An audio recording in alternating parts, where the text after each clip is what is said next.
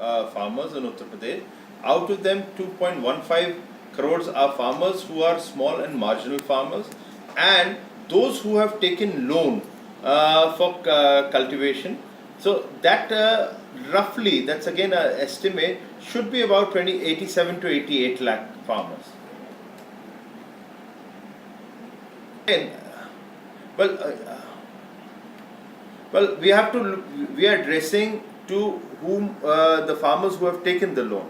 Now there are other schemes which will benefit the farmers who have not taken the loan, and there are many schemes. Unfortunately, Akhilesh Yadav government did not even had a notification which came only in January 2017 regarding the Pradhan Mantri Fasal Bima Yojana. Now you can imagine how much of crop was destroyed because of too much of rains, hailstorm and other things, but they could not take benefit of it. But so other farmers will get a coverage even if they have not taken a loan from the banks.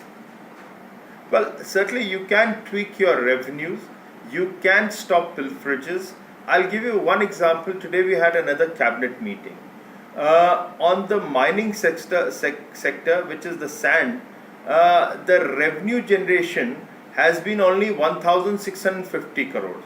Now that is a very absolute figure, but actually the trade goes over 40 to 50,000 crores, and this is all illegal. Now we have already started cracking on this illegal trade, and in the cabinet we brought a notification for the transportation which needs to be allowed within the state for and also giving them within 10 acres a mining lease. So these are the revenues which will be generated and brought to the treasury. Well, if that be the case, then we have to sit with our hands folded and do nothing, because there is no revenue in this state. The treasury is empty. What do? You can't even spend on the health sector and the the education sector. Forget about anything else. So this is the reality. We need to move forward. We are confident. There are people who are willing to come for investment. There is a scheme which is the Kisan Rahat bond. We are confident that bond will be oversubscribed. We are moving in that direction. So let us see. We will be able to do things. Well, I don't disagree to a statement made by, I think it was made by the SBI chief, not the RBI chief. But okay, all right, fair enough. That's an economist who makes a statement.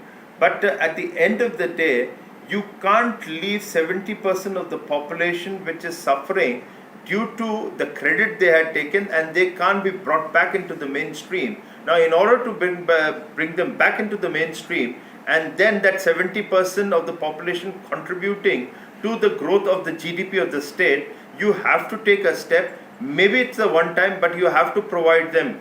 Then in subsequently irrigation, seeds, warehousing, a lot of things needs to be done. We will be doing and addressing that in the long term.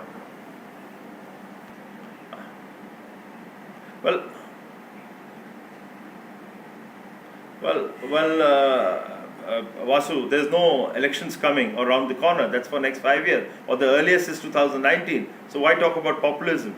The government has taken a conscious decision. You need to bring the 70% population in the mainstream. You can't leave them alone and under a debt. So the government steps in at that point of time. That's the duty of the government. But at the same time, I agree with you, you need to give a long-term solution. And the long-term solution, if the other governments haven't given, we will be given. And there are classic examples like Madhya Pradesh, which is adjoining state, and the Bundelkhand area, where irrigation facilities have been brought in. The more productivity has been increased. So there are good examples which we will follow if our intention is okay. I agree there because once the Jan Dhan Yojana was launched, and the farmers, those who are extremely poor, they have also become, they also have an account. Now all these schemes which the central government is giving, and also the state government, will definitely benefit them directly. At the same time, they will be, because of the banking facility, they will be eligible for many other schemes which are in the pipeline. So what used to exist, I think the Prime Minister has put an end, and a lot of farmers and the poor people have come into the banking system. Exactly. Well, the central government is certainly also a very recent phenomena which has happened. So I think we shouldn't get confused on that. This, unless until the people don't come into the banking system, I do agree they will not be eligible for institutional financing. We all know that due to Jan Dhan scheme, a lot of people have come into the mainstream. I'm sure they will get all the benefit.